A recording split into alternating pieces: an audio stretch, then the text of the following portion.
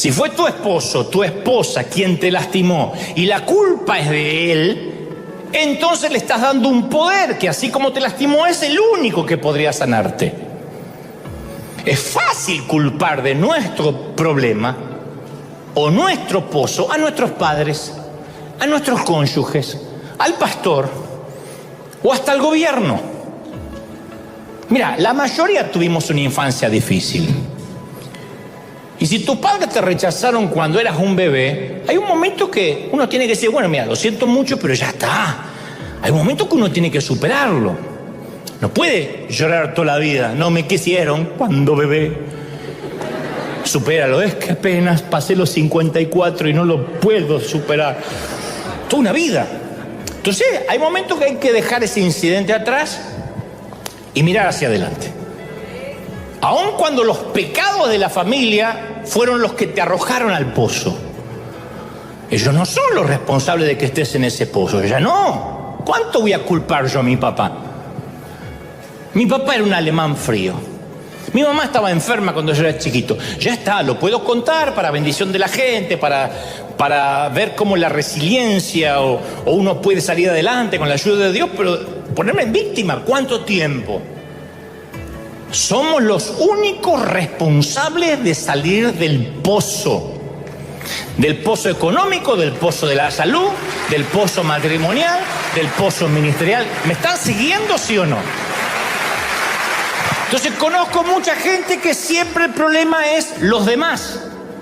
La gente me envidia. O sea, no es la forma en que actúo, no es la forma en que yo me comporto, no es la forma en que hablo, no es la forma en que trato a los demás. No, los demás están contra mí. ¿De verdad? No soy responsable de nada. Mis hermanos me odian y me detestan porque simplemente tengo una túnica de colores. ¿De verdad? ¿No sumé nada a esa túnica? Entonces uno necesita considerar si somos el problema, si somos parte de la razón por la que estamos en el pozo. Yo podría haberme enojado toda la vida con el hombre que habló mal de mí en Chile. Sinvergüenza, Satanás, ya Dios te va a crear una pierna, 2 suegras te va a mandar. Yo podría haberlo maldecido. Y reconozco que me enojé, pero en un momento tuve que desviar el eje y decir, ¿qué quiere Dios enseñarme? ¿Por qué me hizo mal? ¿Por qué me liquidó? ¿Por qué me destruyó? ¿Por qué dependo de lo que dice un hombre que ni siquiera me conoció nunca ni jamás tomó un café conmigo? O sea, diré esto, nunca saldremos del pozo hasta que dejemos de culpar a nuestros hermanos por habernos arrojado al pozo. José tenía la oportunidad perfecta para desarrollar una mentalidad de víctima. Porque él estaba tratando de obedecer a su papá cuando sus hermanos lo lanzaron a la cisterna. Y sabemos que sus hermanos lo envidiaban y lo odiaban, correcto, así dice la Biblia. De manera que habría sido fácil que los hermanos de José cargaran con toda la culpa del incidente del pozo. Y habría sido muy fácil para José enfocarse solamente en los pecados de ellos y nunca echar un vistazo a su propio corazón. Pero José, vaya, caramba, que también contribuyó al problema. No me digas que estás en un pozo financiero porque una vez te estafaron y ahí hizo un efecto dominó. En algo contribuiste al problema, en haber elegido mal al socio, por ejemplo. Ay, no sabe lo que es mi ex. ¿Te pusieron una pistola en la cabeza para que te casaras con tu ex cuando no era tu ex? ¿O te gustó? Porque si no, la culpa es del ex. Hace 50 años que el tipo no está más contigo. Ay, pero él me cambió la vida. Ya está. No es tan poderoso, no es Iron Man. Ya está. Entonces, siempre me pregunté, ¿por qué? Por ejemplo, ¿por qué estaban los hermanos de José trabajando en el campo mientras José se quedaba en casa? Continuamente dice las escrituras, los hermanos de José trabajaban en el campo y él estaba en casa. Ay, porque era un nene, 17 años, pelos en las patas tenía el tipo, 17 años. ¿Qué estaba jugando con los jueguitos? Te voy a contar otro secreto que aprendí de la peor manera. Mientras no estemos crucificados a las opiniones de los demás, mientras no estemos crucificados a la opinión que el resto tiene de nosotros, no vamos a poder cumplir con nuestro destino. Y ese día, hace muchos años, y agradezco que fue en ese momento, y no ya cuando fui más maduro o más grande, yo aprendí que no era tan talentoso como me decían las hermanas. Que sin la bendición de Dios no podía hacer cualquier cosa. Y aquellas palabras amargas ese día de aquel predicador traspasaron mi corazón. Y regresé a Argentina desdeñado, abochornado, devastado, muy avergonzado. Y aún así fue una suerte de serendipia. Serendipia es cuando uno encuentra algo que no estaba buscando mientras buscaba otra cosa. Yo estaba buscando el halago de la gente y encontré otra cosa. Por eso digo, fue una serendipia. Fue encontrarse con algo distinto a lo que yo estaba buscando. Y tenía que pasar esa prueba antes de avanzar a la siguiente fase en el camino hacia mi destino. Y me da mucho gusto que Dios no nos reprueba para siempre. A veces imagino, ¿qué tal si ese día Dios hubiese dicho reprobado? Este tipo no sirve. Porque en cuanto lo humillaron en público, se devastó y ya no quería seguir predicando. Yo tendría 0 y tendría un reprobado, una F en todas las páginas de mi vida. Pero cada vez que nosotros fallamos, Dios no nos reprueba, sino pone rehacer. Yo tenía una maestra que decía rehacer, de vuelta, rehaga, vaya de vuelta, y nos ponía en rojo rehaga.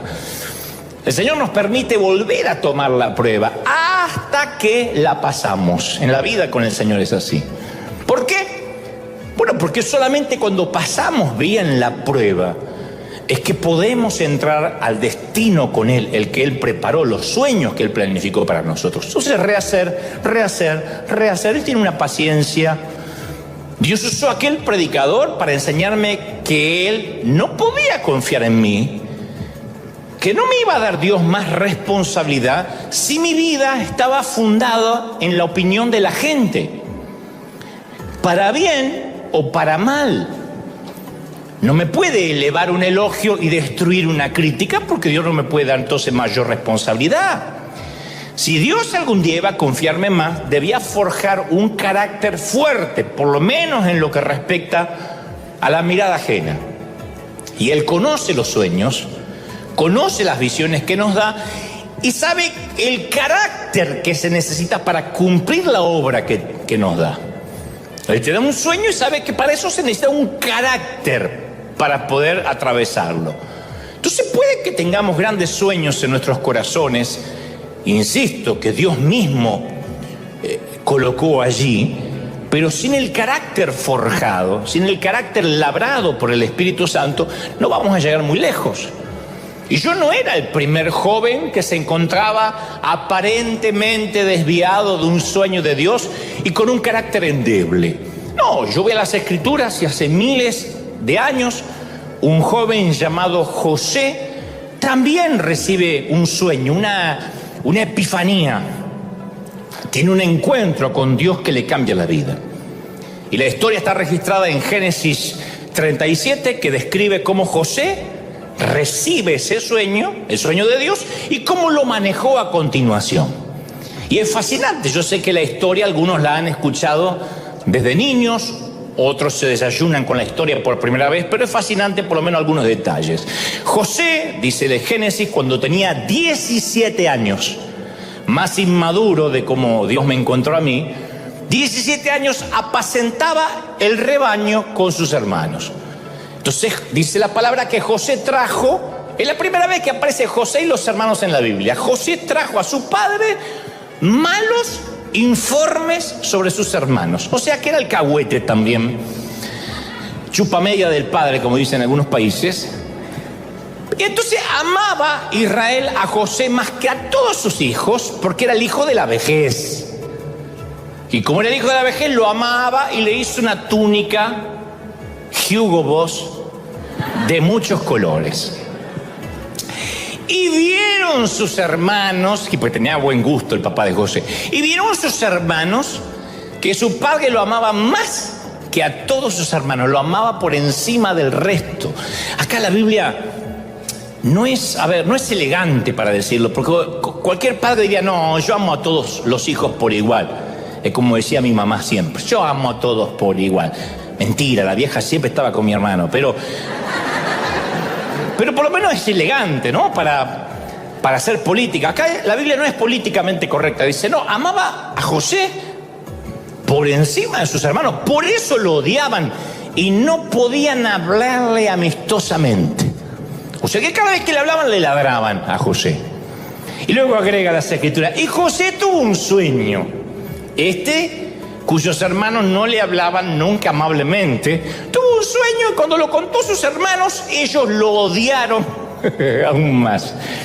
Entonces, a pesar de que José, tenía 17 años cuando recibe su sueño, no obstante, no alcanza a cumplir ese sueño que Dios le da hasta que tiene 30. Desde los 17 hasta los 30 pasaron 13 largos años en que José recién empezaría a dar los primeros pasos del sueño que Dios le dio. Entonces, una razón por la cual tenemos esa tendencia al orgullo es que a veces intentamos tratar con el fruto en lugar de llegar a la raíz. Cuando vemos el fruto del orgullo, cuando vemos que metemos la pata, sí, somos tocados por Dios, sacamos unas tijeras y podamos las hojas, quizá arrancamos alguna que otra ramita y decimos, me tengo que cuidar de no decir. Le conté al padrino que me compré una camioneta y mirá la cara que hizo, la próxima vez me callo en la boca. Le conté a fulanito que Dios me bendijo con una casa y me miró con una cara de asco, no sé, lo tenía que haber contado. ¿Para qué lo puse en Instagram? Y creemos que es cambiar un modo de vida, cambiar el fruto. Pero si no tratamos con la raíz, va a continuar apareciendo en nuestras vidas, retrasando nuestro destino. Hay una raíz de orgullo que tiene que ser podada. De otro modo, vamos a seguir luchando en ese área. La raíz es la inseguridad. Cuando yo comencé, no era orgulloso, era inseguro. Y la inseguridad se ve como orgullo. Yo quería recibir halagos no porque era un orgulloso, aunque ustedes digan, y sí, argentino. No, yo quería recibir halagos porque era inseguro. Sé que los argentinos tenemos fama de agrandados, pero no crean eso.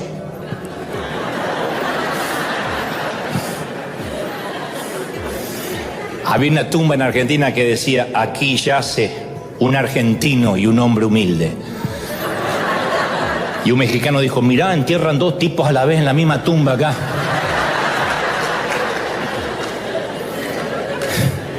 Pues yo no era orgulloso, era inseguro. Muéstrame a una persona que se ve orgullosa y yo te voy a mostrar a una persona que en realidad es completamente insegura de lo que tiene, de quién es. La inseguridad es el combustible de la vanidad.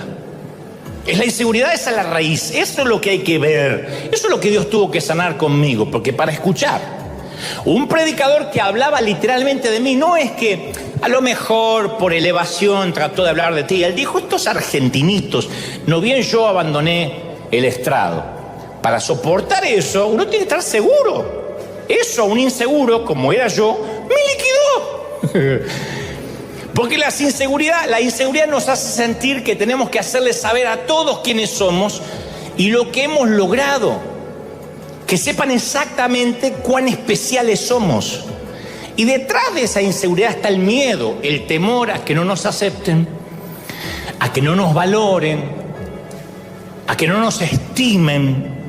Por eso cuando los inseguros tienen que abandonar un ministerio, porque a veces Dios lo pide, a veces Dios nos cambia de dirección, nos cambia la directriz. Los que están inseguros, al recibir un cambio de Dios, sufren una crisis importante. En cambio, el que sabe quién es en Cristo, nada cambia porque su mundo interior sigue estable, sigue estando igual. Pero aquellos cuyo mundo interior está en desorden, como me pasaba a mí cuando era más joven, tienden a vivir una confusión acerca de su identidad. Yo ese día dije, soy un fraude, soy un fiasco, no predico nunca más. Literalmente dije, no predico más. No voy a pasar esta vergüenza nunca más en mi vida. Y eso porque a mí me costaba separar lo que yo hacía con quien yo realmente era. Entonces, cuando uno no lo puede separar, no podemos creernos nosotros, bajo ningún punto de vista, que somos tan exitosos y somos tan felices como mostramos en Instagram o en las redes. Nosotros no somos una foto con filtro. Nosotros tenemos arrugas, varices, estrías, celulitis. Que no se vean es otra cosa. Pero no somos lo que mostramos en las redes. Cuando olvidamos quiénes somos, comenzamos a distorsionar nuestra verdadera identidad. Y eso es porque tomamos identidad, asignamos identidad respecto a lo que hacemos. Pero hay un defecto en esa lógica, que nuestros logros no son lo que nos hacen valiosos. Lo que hacemos para Dios no nos hace valiosos. Los sueños, aunque provengan de Dios, no nos dan valía, no nos definen. Lo que nos define es que somos hijos del Rey, comprados por la sangre de Jesucristo. Hagamos o no hagamos. ¿Lo crees de verdad, sí o no? Esa es nuestra identidad. Eso es quienes somos. ¿Quién eres? Alguien comprado por la sangre de Cristo. Entonces uno tiene que afianzarse. Parece una obviedad, parece infantilismo, pero lo olvidamos. Es lo que nos llena apenas llegamos al camino de Cristo y después nos deja de llenar. No nos alcanza haber sido salvos. Pero uno tiene que afianzar, fundamentar su identidad en eso. ¿Me están siguiendo, sí o no? La envidia es como la mujer que ronca. Más vale despertarla que sentirla.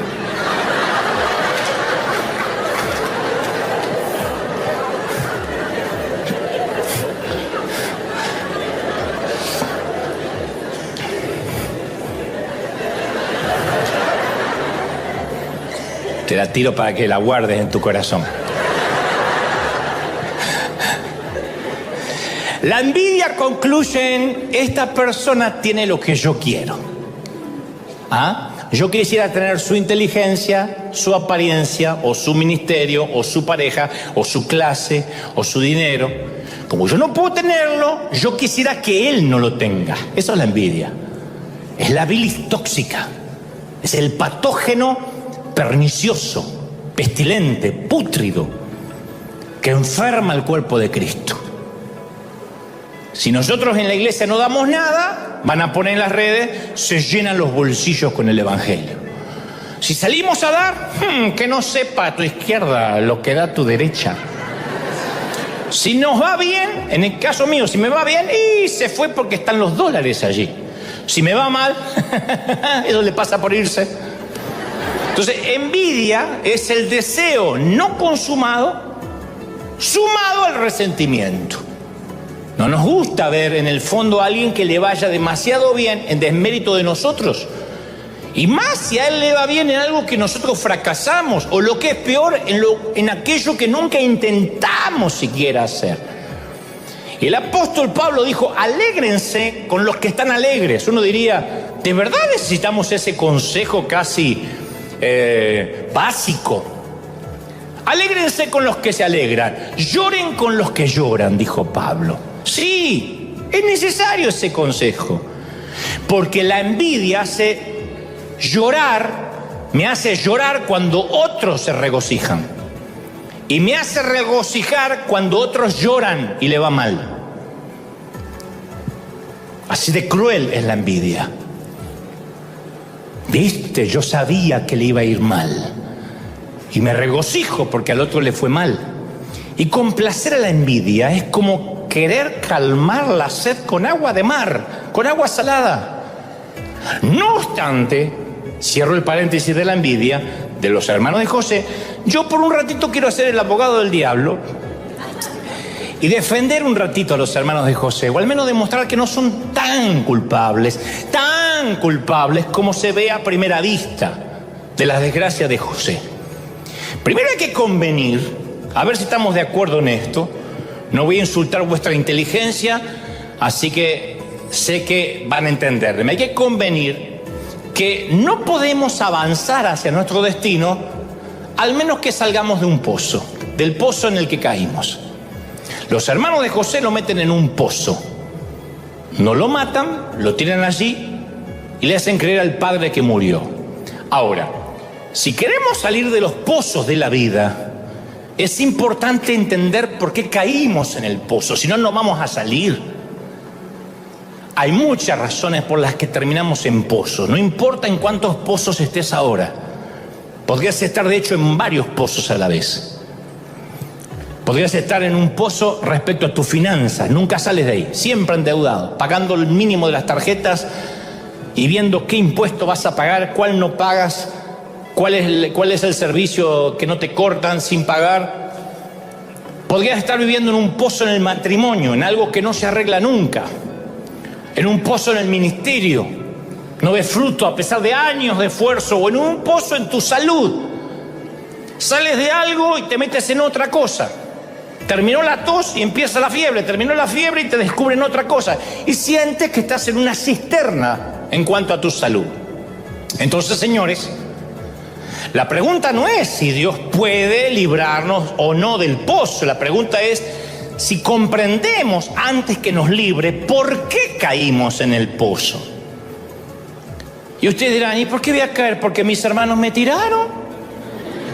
Y esa mentalidad de víctima que se adopta en la actualidad es culpar siempre a los demás de nuestros problemas. Y entonces le damos a los demás la autoridad para sacarnos del pozo. Si los demás fueron culpables de tirarme ahí, son los únicos que también pueden sacarme de ahí. Le estoy otorgando un poder al otro cuando me pongo en víctima. El padre de José le había dado una túnica de muchos colores, porque era el favorito, ¿no? Y nuestro Padre, a cada uno, todos, nadie diga que no, también nos dotó con regalos, con ciertos talentos, con ciertos dones. Pero José empezó a hallar su identidad, que lo identificaba como el hijo favorito, en lugar de hallar su identidad en la relación que lo hacía el hijo favorito. Él asignó su identidad a la túnica. Como resultado, terminó perdiendo el regalo. Génesis 37:17 dice que sucedió que cuando José llegó a sus hermanos, lo despojaron de su túnica de colores que llevaba puesta, lo tomaron y lo echaron en el pozo. Lo primero que hicieron, le despojaron el regalo del padre. Y nosotros también, cuidado, podemos quedar atrapados en los regalos de Dios, atrapados en los regalos del Padre. Podemos empezar a encontrar nuestra identidad o sentido en el valor de ese regalo, en lugar de aquel que nos dio el regalo. Yo encontré, siendo muy jovencito, mi valía en servir a Dios. Pero no me importaba tanto Dios, me importaba más servirlo. El glamour, los elogios, los viajes que venían con eso. Yo me enamoré. ¿El regalo era genuino? Sí, el regalo era de Dios. Yo no podía haber hecho nada sin él. Pero me enamoré tanto de la túnica de colores que ya no me importaba quién me la había regalado. Era mi túnica. Y cuando uno hace eso, cuando uno se enamora más de servir que de ser, termina arriesgando con perder ese regalo. Ahora te voy a aclarar algo importante. El padre que le dio el regalo no fue el que se lo quitó. No te estoy diciendo que Dios te quitará un don. José perdió su túnica por medio de sus propias acciones. Él lo perdió porque estaba orgulloso de lo que esa túnica representaba. Entonces, cuando Dios nos da regalos, Él tampoco nunca nos lo va a quitar. Nunca. La Biblia dice que los dones y el llamamiento de Dios son irrevocables. La Reina Valera antigua dice que son dones sin arrepentimiento. Romanos 11:29. Lo que Dios te dio no te lo quitará nunca, nunca. Y si peco, no quitará tu don. Y si meto la pata, no quitará tu talento ni tu don. Es irrevocable. Dios no te da el don y te lo quita, te lo da y te lo quita. No. Sin embargo, nosotros mismos podemos perderlo sin que Él te lo quite. ¿Cuánta gente tiene un don de Dios? Tiene talento, pero no puede usarlo porque su corazón es incorrecto. Haga memoria. ¿Qué pasa si perdimos el don de Dios que Él nos dio por nuestras propias acciones? No que Él lo quitó, lo perdimos. ¿Lo vamos a recuperar? ¿Qué esperanza hay? Bueno, yo te animaría a ver el final de la historia de José. José terminó siendo el gobernador de Egipto, el segundo hombre más poderoso del mundo conocido. Y llegó a ser el segundo hombre más rico del mundo. Así que probablemente tuvo después cientos de túnicas de colores. Dios lo restituyó. Todo lo que perdió Dios se lo restituyó y José recuperó algo mucho más importante que una túnica. José recuperó la relación con su padre. Durante años no tuvo comunicación con su papá, ni siquiera sabía si estaba vivo. Pero después que José aprendió a andar en humildad, Dios restauró su relación con el padre, no con la túnica. Ese es el propósito de la temporada en el pozo. Que volvamos a las bases y a entender por qué queríamos venir a la iglesia años atrás. ¿Se acuerdan cuando no era servir, cuando no era predicar, cuando no era un micrófono, cuando no era una oportunidad? ¿Se acuerdan cuando solo era agradecer lo que Él nos había dado? ¿Se acuerdan ese que las Escrituras llaman primer amor? Una temporada en el pozo nos pone en un lugar que no podemos salir allí por nuestras propias fuerzas ni hacer nada por nosotros. Ese pozo mundial durante 2020 y 2021 se llamó y se sigue llamando pandemia. Dios metió a las iglesias en una pandemia, en un pozo donde ni los pastores pudimos hacer mucho. Algunos perdieron templos, otros perdieron edificios, campus completos, otros se deprimieron y otros literalmente consideraron el suicidio. Porque toda su identidad estaba en la túnica de colores, no el que se la había regalado. Y la pandemia nos pega un shock. ¿Podrás adorar en tu casa? ¿En el fregadero? Si no puedes ir a la iglesia por un año y meses. ¿Te mantendrás fiel? ¿Leerás las Escrituras aun cuando el pastor no te pida que repitas nada? Y muchos no lo lograron. El pozo los metió en un sitio, los colocó en una situación donde no podían salir por sí mismos. Y eso es bueno, porque al no poder salir por uno mismo tiene que pedir ayuda a Dios. Pero algunos no le piden ayuda a Dios y se dejan morir. Creen que al perder la túnica han perdido al Dios que se las dio. ¿Me están siguiendo, sí o no? Quiero que sepas que no importa dónde estés ahora, aun si el pozo lo cavaste tú mismo, Dios es suficientemente grande para sacarte de ahí. No es difícil para Dios sacar a la gente de los pozos. Dios se deleita en sacar a sus hijos de los pozos. A eso se dedica. Pero no nos quitará de ahí, no nos sacará de la cisterna hasta tanto y en cuanto nos demos cuenta que es más importante el que nos dio la túnica que la túnica. Hasta tanto nos demos cuenta que la túnica no es una excusa para menospreciar a los que no la tienen. Saúl fue guerrero de Israel, dice la Biblia, tan alto que los demás apenas le llegaban al hombro. Era un alto el tipo, ¿eh? Y dice que desde más arriba veía a los demás. Y yo una vez te dije, sí, es lindo, mirar desde arriba tiene su encanto, no me digas que no. Cuando viajas en avión y te toca viajar en business, no me digas que no tiene su encanto pasar por todos los que van a ir en el gallinero allá atrás. Y te sientas delante y pides rápido un jugo de naranja en un vaso de vidrio y lo muestras así porque el otro va a tener vaso de plástico. Y tienes un baño para 8 y atrás hay un baño para 300. Toma. Cuando viajamos a El Salvador para la toma de posesión del presidente Nayib Bukele, que también te lo relaté, el presidente puso todo su aparato de seguridad para mí. No paré en los semáforos, 2 días, no paré en los semáforos, no hice fila, no pasé por seguridad. Llegué al aeropuerto, me estaban esperando por aquí, señor, por aquí, señor. ¿El pasaporte? No hace falta el pasaporte. ¡Oh! ¿Paso por seguridad? No, dije, ¿por qué no traje más cosas? Pero no tenía que abrir puertas, ¿de verdad? Iba a abrir la puerta y me la abrían la puerta. No cargué maletas. Me agarraron las maletas y desaparecieron. Ya están en su lugar. No entraron a vestirme porque soy pudoroso. Si no, me hubiesen vestido. Me pusieron custodia, motos, un ejército que me abría paso. Yo iba. Por un par de días fui el segundo a bordo del Salvador. Tomá. Por 2 días. No sabés lo que era. ¡Oh! El único más importante que yo en El Salvador era el presidente electo. Porque yo iba a orar por el presidente, así que me pusieron todo el aparato gubernamental para mí. Saludé al presidente saliente, le dije, vamos, si nos vamos apurando, rápido. Llevan muchos años, ¿eh? Vamos, que tenemos con Nayib que tomar posesión. Bueno, y yo pensé, yo puedo acostumbrarme a esto. ¿Sabes lo que es? Que el GPS te muestra que hay 40 minutos de tránsito. Yo digo, pero son 40 minutos, no vamos a llegar. No, está toda la custodia allá afuera. Literalmente, 4 minutos llegamos. Las motos iban haciendo pateando a la gente.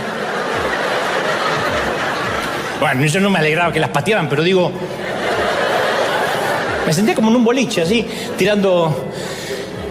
Y después seguí acá. Ni al carpool pude ir, porque venía solo.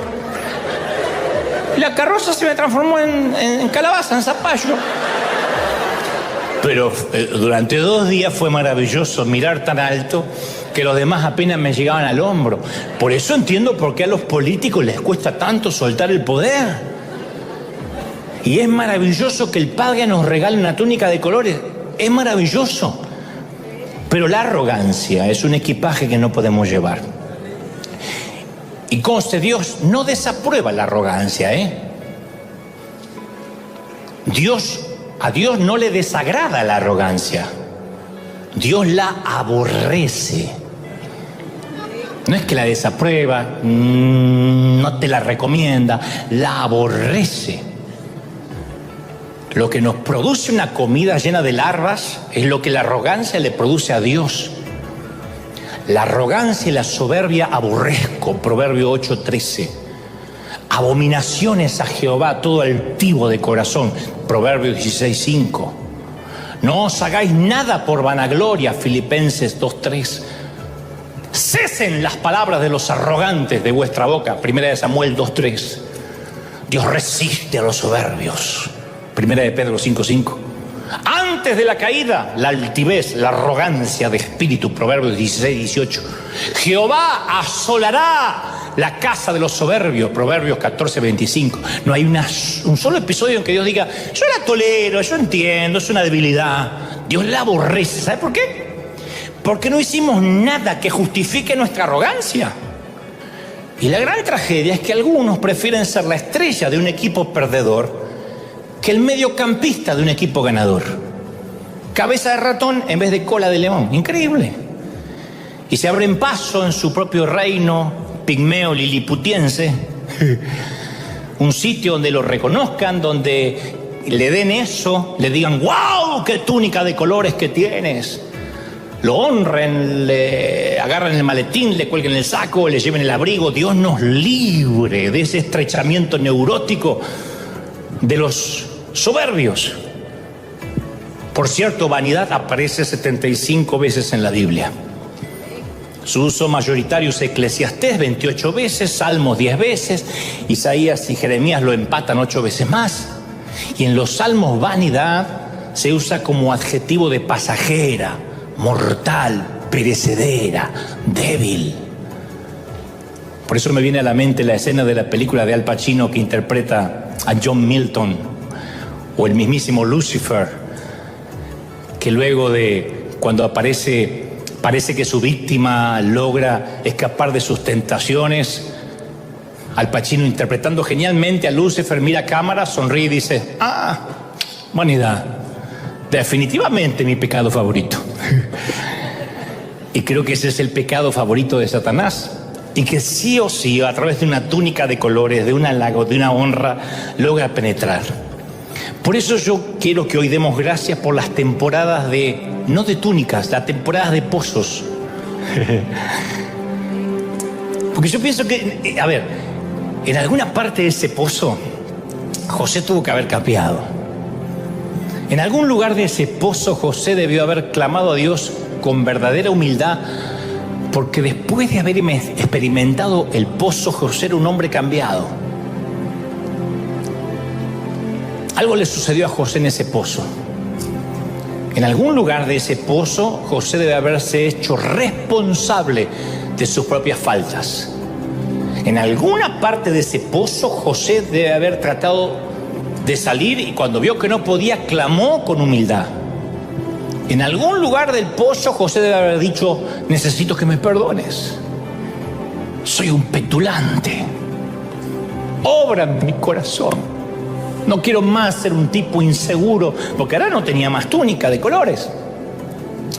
Y ahí empezó a cambiar la situación de José. Y ahí las cosas se empezaron a alinear en dirección al destino que Dios había preparado para él. Mucho antes de que José fuera lanzado en el pozo, Dios tenía un plan para sacarlo de ahí y llevarlo a su destino. Lo que los hermanos hicieron para hacerle daño, Dios los usó para bien. Lo reconocerá José más adelante. Pero cuando nosotros nos humillamos a nosotros mismos y clamamos a Dios de corazón, Él nos libra del pozo en el que estemos. ¿No será que no sales del pozo financiero porque todavía sigues culpando a alguien por ese pozo? Yo no puedo culpar a mis hermanos ni a mis padres, ya no. Son experiencias, las agradezco, pero hay un momento que un hombre y una mujer tienen que hacerse responsable de la vida que tiene. ¿Sabes? Pasaron muchos años desde aquel incidente de Santiago de Chile. Y en ese entonces no existían las redes sociales. Hoy entiendo que Dios me estaba dando una probadita de lo que iba a venir. Aquel incidente me arrojó a una cisterna húmeda. Por mucho tiempo me dejó sin aliento en el pozo durante una larga temporada. Y luego que dejé de culpar al predicador que me humilló en público, comencé a indagar acerca de mi inseguridad. No crean que con ese incidente la inseguridad mía se fue. La rendí en primer grado, la rendí en segundo grado, luego en tercer grado, en cuarto grado y luego en la universidad, y sigo rindiéndola. Cada vez lo hago más rápido. Pero Dios necesitaba sanar la inseguridad. Y la primera vez fue cuando me di cuenta que mi inseguridad me había llevado hasta ahí. Y descubrí que Dios no me iba a dar ni delegar mayor responsabilidad en tanto fuera adicto a la aprobación o a los elogios. Me enseñó que si vivía de los halagos, alguna crítica me iba a matar, porque le daría igual de importancia a cualquiera de las dos. Y con el correr de los años el Señor me regaló cuero de rinoceronte, piel de paquidermo. Después de aquella temporada el Señor me sacó del pozo y como a José me llevó al palacio. Y desde ese entonces tengo muchos errores, pero en cuestión de inseguridad reconozco que he volado por fuera del radar de la mirada ajena. Me importa un cuerno, de verdad. No es que ando groseramente por ahí, pero me importa un cuerno. Fíjate lo que piensa fulano de tal, no le agradaste a menganito, no podría hacer nada. Y durante estos años he transitado solo pensando en el auditorio de una sola persona, de Dios, viéndome. Porque si le temo a Dios, no le temo más a nada, ni le temo a nadie. Y eso de algún modo me ha hecho indestructible. Desde luego, insisto, tengo muchos defectos, desde luego. Dios está lejos de terminar conmigo, como contigo. Pero te doy mi palabra que ya no le otorgo al enemigo el gusto de hacer uso de su pecado favorito. El Señor me ha hecho libre y te quiere hacer libre en esta mañana. Cuando uno continuamente está mirando cómo se comporta el otro y lleva y trae, es porque hay algo en el corazón. Y Dios tenía en mente, se me ocurre a mí, un gran destino para José. Y Dios sabía que esa actitud tenía que irse si José iba a tener éxito. Porque la Biblia, yo digo siempre, tiene cierta economía espiritual. No hay nada acá que Dios lo pone por las dudas o para rellenar o para agregar un par de páginas. Todo tiene cierta economía, se llama economía creativa. Nuestro cuerpo tiene cierta economía creativa, no te da un riñón por las dudas. Si el corazón se te arruina y se te tapan las arterias, empieza a usar el que tienes de repuesto. No hay nada de repuesto en nuestro cuerpo, todo tiene una economía creativa que debemos cuidar. No tenemos nada que sobre, y en las Escrituras tampoco nada sobra. Y si lo primero que aparece acerca de José es que él trajo un mal reporte de sus hermanos, es porque Dios quiere que lo sepamos. Entonces yo me pregunto si este era un alcahuete, si este era un chismoso del padre, ¿por qué Dios le daría un sueño tan grande a alguien tan joven? ¿Por qué Dios no esperó a que fuera un poco mayor, o un poco más sabio, o un poco más maduro, quizá? Y a mí se me ocurre que Dios lo moldeó a Josué por años para que él estuviera con el carácter necesario para alcanzar ese sueño. Porque nunca hay que olvidarse de la promesa de Filipenses 1:6. El que comenzó en vosotros la buena obra, la perfeccionará hasta el día de Cristo Jesús. Él no te deja. Alguien tiene que aplaudir más que eso si dice, sí, Él está tratando conmigo. ¡Aleluya! Él no te deja, no nos deja hasta que no haya terminado. Ahora, a veces parece que estamos atrapados entre un sueño que Dios nos da y el destino. Entonces ahí es cuando uno dice, ¿por qué estoy atrapado? ¿Por qué si tengo un sueño? ¿Por qué siento que Dios me inspiró, me equipó, me da tanto deseo de hacer cosas y todavía no las estoy haciendo? Parece que uno queda atrapado en el tiempo, en un bucle de tiempo. Pero no es que estamos atrapados, sino que Dios ya está trabajando en nuestro corazón y nuestro carácter. Y vamos a seguir pasando determinadas pruebas de manera crónica y repetitiva, solo que en niveles diferentes de la vida.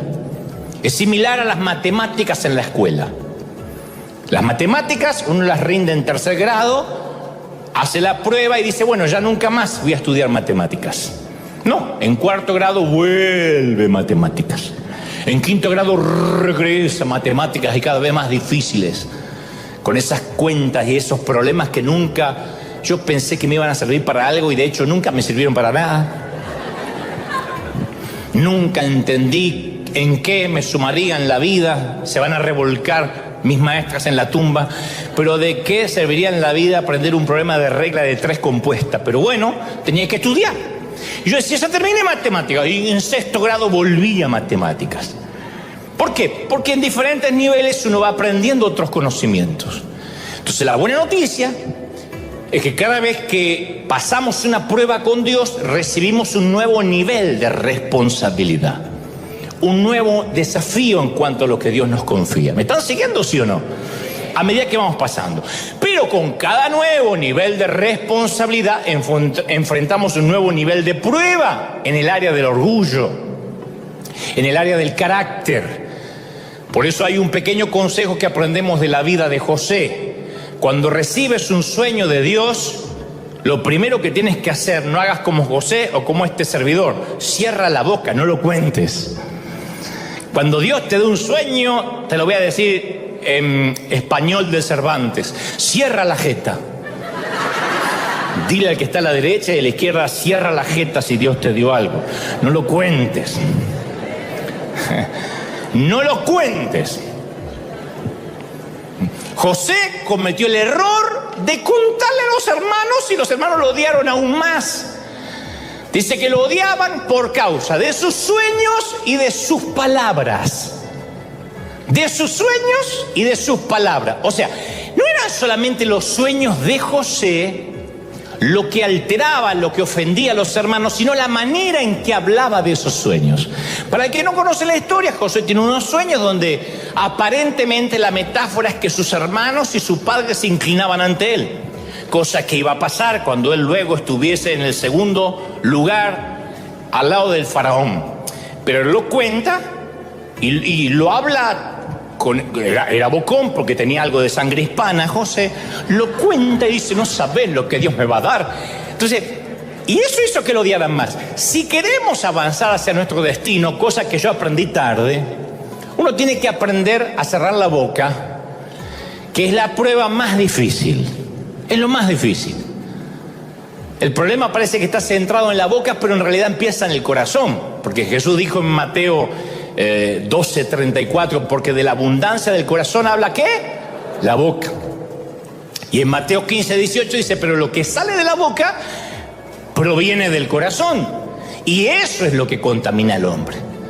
De modo que si tenemos problemas con lo que sale de nuestra boca, necesitamos echar un vistazo dentro de nuestro corazón, no es solo la boca. Porque si el orgullo está en nuestro corazón, tarde o temprano va a encontrar la manera de salir por la boca. Y se va a notar. Cuando Satanás tienta a Jesús en el desierto, lo primero que hace Satanás es tratar de poner duda respecto a su identidad. Mateo 4:3 dice, si eres el Hijo de Dios, demuestra que eres el Hijo de Dios, demuéstralo. Y tienta a Jesús para que hiciera un pequeño milagro. Si eres el Hijo de Dios, pasó lo mismo en la sinagoga. Si eres el Mesías, repite lo que oímos que hiciste en las bodas de Caná. Pero Jesús le responde al enemigo, escrito está, escrito está, escrito está. No le dijo, claro que soy el Hijo de Dios. ¿Qué te pasa, flaco? ¿Sabes quién soy yo? Agua, aceite líquido. Te voy a decir un par de cositas de quién soy yo. No le dijo eso. En lugar de eso nos dio un hermoso ejemplo de seguridad. Él se afianzó en la sencilla verdad de las palabras de su Padre. Y todo lo que espera de nosotros cuando somos tentados por la inseguridad es volver a lo que nuestro Padre ha dicho de nosotros y apoyarnos en esa verdad. ¿Qué dice Dios que eres? ¿Quién dice Dios que soy? Jesús no tenía nada que probar acerca de sí mismo. Por eso hay dos armas poderosas, dos armas que yo aprendí con dolor y te las voy a regalar por la misma ofrenda. Las dos armas, mira, saber quiénes somos y saber quiénes éramos. Eso es el remedio contra la inseguridad. Saber quiénes somos y saber quiénes fuimos. Primero hay que saber quién uno es. Es fácil estar seguro porque nuestro Padre dice que nos ama y me importa un cuerno si los demás lo saben o no. A mí el Señor me ama. ¿Cuánto te ama, princesa, el Señor? ¿Te importa un cuerno que ni tu marido lo sepa? ¿Cuánto te ama el Señor? ¿Cuánto te ama, príncipe, el Señor? Eso te afianza, ¿sí o no? Esa es la muerte del 50% de la inseguridad. El otro 50% es recordar quiénes éramos antes de que Él nos adoptara. Porque no nacimos en el palacio. A ver, nadie nació en Buckingham acá. Vinimos al mundo como mendigos, simple plebeyos de una aldea perdida. Pero el rey nos vio por la ventana de su castillo, se enamoró de nosotros, se vistió como un indigente, se metió en la aldea para ganar nuestros corazones. Y cuando ganó nuestro corazón, nos llevó adoptados al castillo como hijos de Dios para siempre. Entonces esto me lleva a la conclusión de que sin Él tampoco somos nada. ¿Está claro? Sin Él no somos nada. Jesús lo dejó claro en Juan 15:5. Separados de mí, nada podéis hacer. Nada. Está bien, te diré quién eres, pero recuerda que sin mí tampoco eres. Y eso termina de quitar la inseguridad. Dos verdades que me dan una sensación de seguridad increíble. Yo digo, yo sé quién soy en el Señor, pero cuando me empiezo a sentir el tapón del océano o la última Coca-Cola del desierto, Dios me dice, recordá, flaco, quién eras. Porque yo soy el que te di la nueva identidad. Entonces es maravilloso, porque a partir de que uno sabe de dónde viene y hacia dónde va y quién es mientras tanto, uno puede llegar a un lugar lleno de extraños y no sentir la necesidad de demostrar quién es. Uno se siente más importante que cualquier actor, que cualquier ganador del Nobel, del Pulitzer, porque era mendigo, Dios me hizo príncipe, sé quién soy y eso hace que yo camine pechito de paloma por la vida, como caminaba Maradona, así, seguro de mí, sabiendo de dónde Dios me sacó.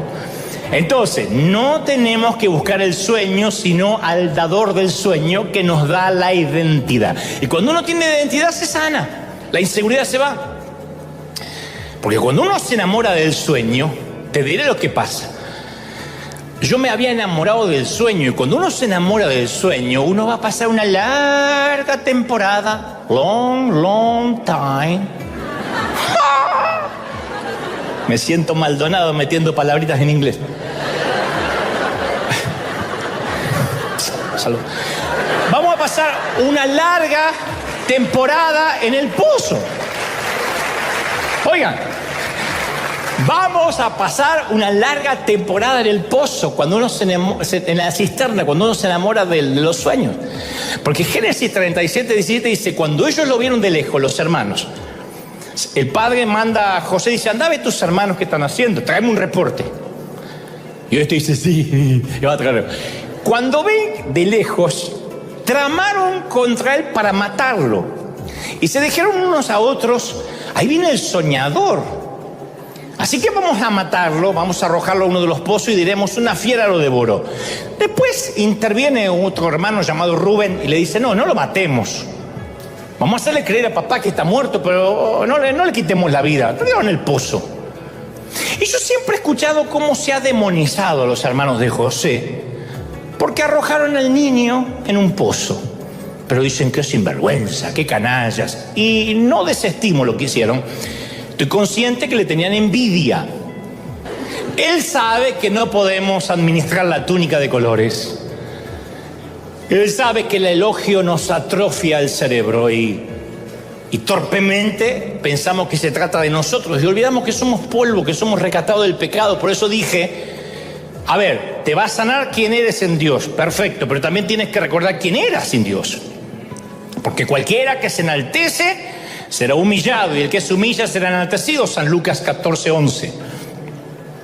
Entonces, con la misma intensidad que Dios aborrece la arrogancia, ama la humildad. Le da honra, dice, a la honra la precede la humildad. Le da sabiduría, dice, a los humildes, con los humildes está la sabiduría. Nunca van a ver ustedes un tipo sabio y orgulloso.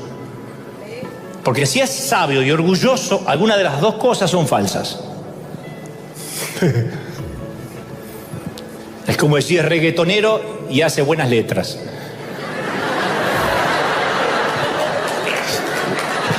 Una de las cosas son falsas, o no es reggaetonero o las letras no son de él. Le da dirección, enseñaré a los mansos su carrera. Le da gracia, Dios le da gracia a los humildes. Le da belleza, dice, hermoseará a los humildes con la salvación. Nunca dice hermosearé al orgulloso. Y Dios ofrece para cada uno gozo. Dios nos da una cuota de alegría. Pero como una vez te conté, uno puede ir a un congreso, a un concierto, conforme lo que te gusta presenciar, y tener el gozo del oyente. Uno puede ir a un estadio de fútbol a jugar a Messi, a Ronaldo, pero sufrir porque uno no es Messi ni Ronaldo, o compartir el gozo del jugador o del orador. Uno puede ir a un congreso profético, a una iglesia y decir, yo quiero ser como él, o como ese cantante. Pasa el hombre en el fútbol, en la oratoria, en la dialéctica, en la música, y comparte su don, y todos nosotros agradecemos por prodigar ese don, por compartirlo con nosotros. Sin embargo, hay una forma de perderse el gozo de ir a un concierto, de ir a un partido, de ir a una iglesia, y es desear que fuera uno el que está en la cancha. Y capaz que algún día voy a estar en la cancha jugando, pero ahora no es mi temporada. Y te lo digo por experiencia. Yo iba a grandes cruzadas y las disfrutaba, pero después me amargaba porque yo quería ser el predicador y Dios tenía que tratar con ese corazón equívoco. Porque uno se empieza a comparar con la alegría que tiene Él. Y luego llega esa sensación de ansiedad, de vacío, que mientras mayor sea el don de esa persona, más pequeño nos sentimos, en vez de disfrutarlo. Y uno se pierde la temporada de oyente, de espectador, por querer estar ahí. Y todavía no nos toca estar ahí. Hay momentos en la vida que no nos toca estar ahí. ¿Y qué tal si Dios te regala ahora el saber la razón por la que has estado en ese pozo, y al ver la razón también te regala el salir y continuar hacia tu destino? No va a ser fácil lo que te queda, José. Aún te espera la acusación de la esposa de Potifar y la cárcel, pero tu destino está marcado por Dios. Terminarás en el palacio administrando los graneros de Egipto. Y Dios necesita pasarte por este proceso. Lo primero es salir del pozo. Y debes entender por qué caíste ahí. Dile: Señor, dame entendimiento, perdóname. Toma este tiempo para pedir perdón. Señor, perdóname. La inseguridad no es algo que se va de la noche a la mañana. Ahí está, latente, pendiente, pero es algo con lo que tendrás que luchar siempre. Y vas a tener que luchar el resto de tu vida. Y le dices: Señor, perdóname por haber metido en esta deuda, por haber comprado lo que no debí, por haber empezado una relación equívoca. Perdóname por haber errado el camino, por haber equivocado el rumbo, por haberme corrido del eje. Dile: Señor, perdóname, yo quiero orar por ti ahora. Se termina el mes de enero y quiero que el Señor te regale un febrero con la seguridad que vas a empezar de nuevo, vas a salir de ese pozo. Te saco de ahí, dice el Señor, pero no te saco hasta que no digas: ayúdame. No fueron tus hermanos, no fue el error de otros, no fue el matrimonio fallido, ni el ministerio, ni aquel pastor el que te tiró en el pozo. Fueron tus acciones. Y tú estás acá hoy sin túnica, diciendo: no tengo nada que te agrade. Y Dios dice: tú me agradas, no la túnica, tú me agradas. Yo puedo chasquear los dedos, darte millones de túnicas. Eres tú el que me agradas. Vamos, enamórate del Dios de las túnicas. Enamórate no del sueño, sino del Dios de los sueños. Oro por los miles que están del otro lado mirándome, que están enamorados de sueños, de estadios, de escribir libros, de llegar a los medios de comunicación. Y el Señor me dice: tienes que arreglar tu corazón, porque mientras que estés más enamorado del éxito que de las almas, yo no te abriré las puertas. No es un logo, no es un jingle, no es una propia iglesia, no es aparecer, es saber que eres sano, que eres bendito en tu identidad conmigo, en que yo te saqué, en que yo te quité de la aldea y te di identidad. Y ahora esa identidad te santifica, esa identidad te solidifica, esa identidad te sana la estima. Recibe, levanta las manos y bebe.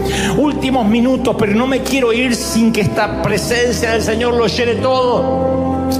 Momento a momento, minuto a minuto, que sientas que Dios está hablando y algo está ocurriendo en la atmósfera. Y que cosas que ojo no vio, ni oído yo, ni han subido a tu corazón, Él tiene preparado. Pero tu sueño, óyeme, se ha detenido a causa de que la temporada del pozo se hizo más larga de lo que Dios tenía planificado. Dile: Señor, yo estoy aquí por mi propia cuenta. Yo estoy aquí por mis errores. Y cuando digas eso, yo te aseguro que seguirá el proceso hacia el palacio. El Señor te sacará de ahí. Pozos ministeriales, pozos de depresión, pozos de tristeza, pozos de soledad, pozo de autoconmiseración. Dios te quitará de ahí, dice el Señor. Te sacaré de ahí, te llevaré a lugares, a sitios que jamás pensaste que ibas a llegar. Mira, el Señor me dice que le diga a determinada gente que está aquí que Él no quitó la vista del palacio para ti. Él tiene un palacio para ti.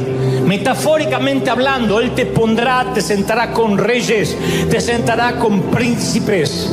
Hay cubiertos, hay una vajilla preparada para ti. En la mesa de Egipto hay un sitio donde Dios te pondrá. Pero en el proceso, Dios sanará tu estima.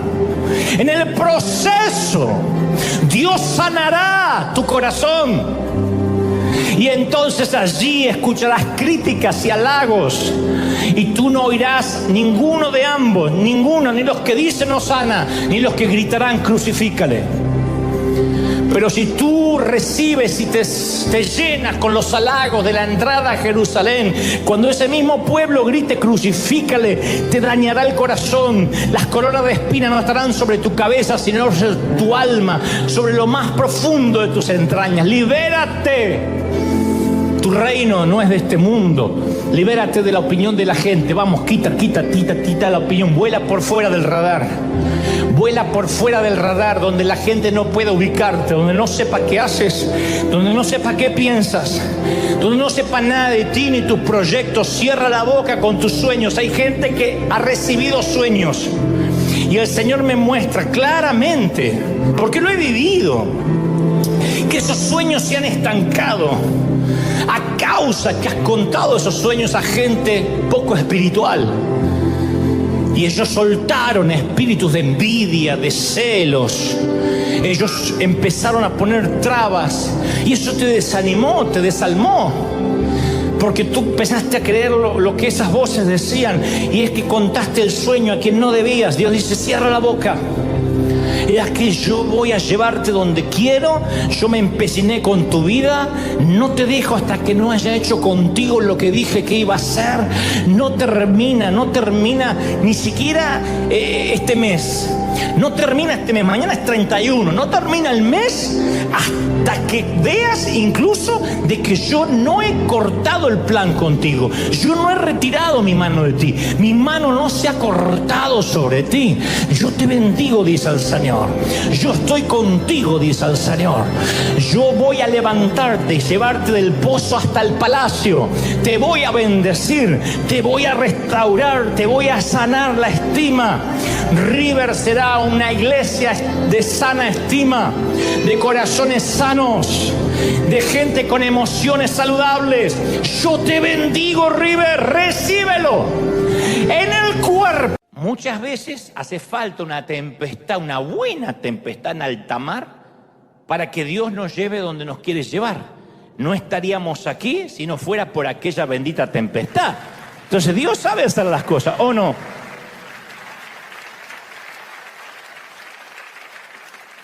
Es fácil decirlo, es difícil vivirlo, pero a veces es mejor que nuestros planes fracasen para que triunfen los planes de Dios. Decimos, gloria a Dios, pero no nos gustan que fracasen nuestros planes. Entonces Dios se vale de tormentas que parecen que nos sacan de nuestro destino, pero en realidad nos llevan al verdadero destino que Dios había preparado para nosotros. Pero ese cambio, ese enroque, no nos gusta vivirlo. Y claro que hay vida después de las tempestades, claro que hay vida. Yo he llegado a la conclusión que no hay nada que sacuda mejor nuestro mal rumbo que un diagnóstico malo, que un despido, a veces los documentos de un divorcio, el golpe a la finanza. No hay nada que nos sacuda más. No te estoy diciendo que te lo deseo, digo que al principio sentimos la desorientación del naufragio, ¿cómo no? Pero lo bueno de esto es que nos obliga a buscar a Dios con una intensidad que no hubiésemos tenido de otra forma. Yo sabía que no iba a haber muchos amén, porque dicen, yo no igual. No. Esa intensidad con la que buscamos a Dios viene en medio de las tempestades. Las tempestades imprevistas nos ponen de rodillas, señores. Nos ponen de rodillas, nos ubican los patitos enseguida y nos vuelve a ser dependientes del Señor. Nuestra carnalidad, nuestra concupiscencia hace que apenas estemos un poquito mejor, ya nos olvidamos de Dios. Inmediatamente ya oramos menos. Porque un ser humano cuando nace se mueve en la línea de la dependencia total a la independencia total, de la dependencia a la independencia. Los bebés no hacen nada por sí mismos. Un bebé depende por completo de sus padres. Los padres lo tienen que alimentar, lo tienen que hacer eructar, lo tienen que mecer, cambiar pañales. ¿Y cuál es la meta de todo papá y mamá? Llevarlos de a poco hacia una independencia total. En especial celebramos la victoria cuando van al baño solos por primera vez. Y se acabó la temporada de pañales. Celebran todo porque el olor lo comparten todos. no soy el que cambia los pañales. Entonces, una sana relación entre padre e hijo va pasando de la dependencia a la independencia. En cambio, una sana relación con Dios se mueve siempre en el sentido contrario. Espiritualmente hablando, comenzamos en un estado de independencia total. No necesito a Dios, hago lo que se me antoja, pero vamos a madurar espiritualmente y cada vez nos hacemos más dependientes de Dios. Más maduros, más dependientes, al revés. Aprendemos cada vez más a vivir de la dependencia diaria. Cada vez más decimos, basta el afán por el día de hoy, basta. Voy a pelear el día de hoy con las energías de hoy. No voy a pensar en el mañana. Ese es el principio de la sabiduría. Sabes que eres un hombre o una mujer sabia el día que vives un día a la vez y estás a salvo por un día. Hoy es domingo, este es mi día. Eso es dependencia de Dios. Eso es. No estoy diciendo no planificar, no estoy diciendo no tener planes. Lo que digo es liberarte de la ansiedad, porque el mañana te roba las energías del hoy. Mañana tendrás fuerza para resolver lo que venga mañana. Hoy es hoy. Eso es, por excelencia, la dependencia de Dios. Voy a vivir el hoy. Basta el día con su afán. ¿Por qué te afanas si no podrás hacerte crecer un codo a tu estatura? ¿Por qué te afanas por lo que vas a vestir, por lo que vas a comer? Basta la gracia para el día de hoy. Eso es el principio de la sabiduría. Pero para que aprendamos eso, a veces Dios tiene que dejar que crucemos alguna tormenta, porque algunos somos cabezones. Tal vez ustedes no, pero este señor que les habla es muy cabezón. Y es la única manera que a veces tenemos de conocer más el carácter de Dios. Pero a veces estamos más interesados en conocer la voluntad de Dios que en conocer el carácter de Dios. Mucha gente que quiere conocer la voluntad de Dios. ¿Qué quiere Dios para mi vida? ¿Y dónde voy a vivir? ¿Y qué casa me voy a comprar? ¿Cuándo me la voy a comprar? ¿Con quién me voy a casar? Quiero saber la voluntad de Dios para mi vida. No, quieres que Dios sea tu horóscopo. Conocer a Dios es querer conocer su carácter, cómo es, no qué te va a dar. Y uno no puede conocer la voluntad de Dios si no conoce primero el corazón de Dios. Entonces, lo que nosotros llamamos proceso, prueba, crisis, tormenta, Dios lo llama propósito. Y el propósito es que dependamos de Él y de su poder, que confiemos en Él, y a veces nos permite estar en un bote que se transforma en una cáscara de nuez, que casi se da vuelta por completo en cada ola, para que nosotros inclinemos nuestro rostro, doblemos las rodillas y dependamos de Él. Todos los capítulos de mi vida nuevos, todas mis nuevas temporadas, siempre suelen comenzar con una enorme tempestad. Siempre. No me gusta reconocerlo. De cada cosa que reconozco acá, me sigue pasando. Yo no le pido a Dios, Señor, dame una nueva tempestad. No las espero. Aparecen. Nuevo nivel, nuevo demonio asignado. Siempre.